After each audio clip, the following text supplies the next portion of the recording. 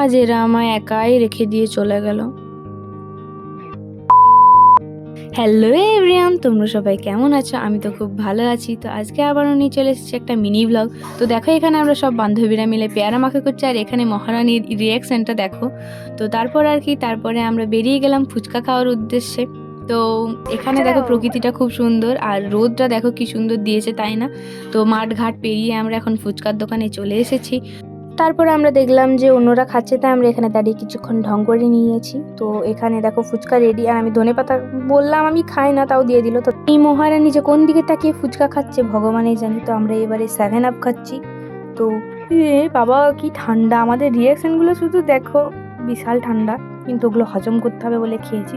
তো এরা দেখো আমাকে রেখে দিয়ে চলে গেল, একা একা যেতে বললাম তাও গেল না। তো যাই হোক, আমি তারপর আর কি আমি বাড়ি চলে এলাম। তারপর দেখো বোন এখানে চাউমিন নিয়ে আমার জন্য অপেক্ষা করছিল। তো যাই হোক আমি খেলাম।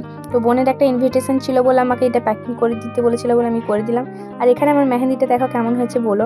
আর এটা আমার হচ্ছে যে গানের খাতা, আমি ছোটো থেকে এত স্টিকার চিটাই ধারণার বাইরে। তারপর প্রজেক্ট করার ছিল, আমি করে নিলাম।